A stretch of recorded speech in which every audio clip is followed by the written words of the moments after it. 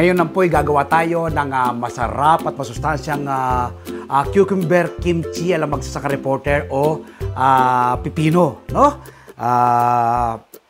Simple-simple lang pong paggawa nito, no? Ang paggawa ng masarap at masustansyang cucumber kimchi. Pero napakarami pong gamit ng cucumber, no? Ito po, ganito, kaka-harvest lang, pwede na po siyang kainin ng raw. O kaya po ay pwede nyo pong isama sa masarap at masustansyang veggie salad, no? Ako po, isa sa mga paborito kong kainin ay ang pipino. Napakarami po kasing taglay na iba't ibang health benefits sa ating katawan ng pipino. Napakataas po ng kanyang antioxidant content na tumutulong para maiwasan ang pagkakaroon ng sakit na cancer. Nagbibigay din po ng nagpapababa din po ito, no?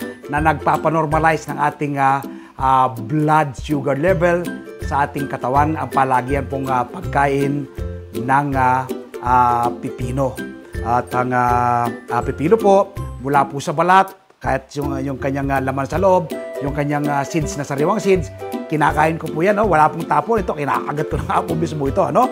Pero ibabahagi ko pa nga po sa inyo ay yung paggawa ng masarap at masustansyang recipe, bagong recipe mula po sa pipino na cucumber kimchi, alam magsasakang reporter. Panoorin nyo po, no?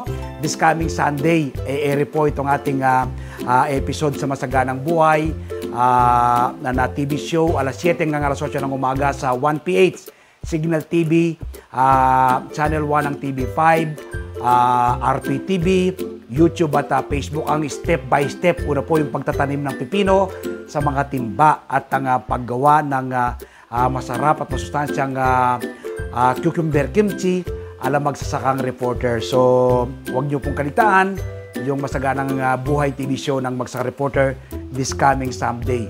After po ng Mass sa TV, nanonood po ba kayo ng Mass o Misa sa TV, o kaya umaattend ng Misa sa TV? Pagkatapos po ng Misa, ay ang show na po ng Magsasaka Reporter na Masaganang Buhay. Ngayon po ay nasa season 15 na tayo, no? Season 15, episode 6 na yung ating TV show, dahil po sa inyong patuloy na pagtangkilik, pagsuporta sa ating show. So, lagi ko po sinasabi, food security starts at home. Ako po napakarami na ng tanim ng iba't ibang uri ng gulay at prutas, pero patuloy pa po akong nagtatanim. Ako po kasi naniniwala ng pagkakaroon ng seguridad sa pagkain, dapat magsimula sa ating mga tahanan.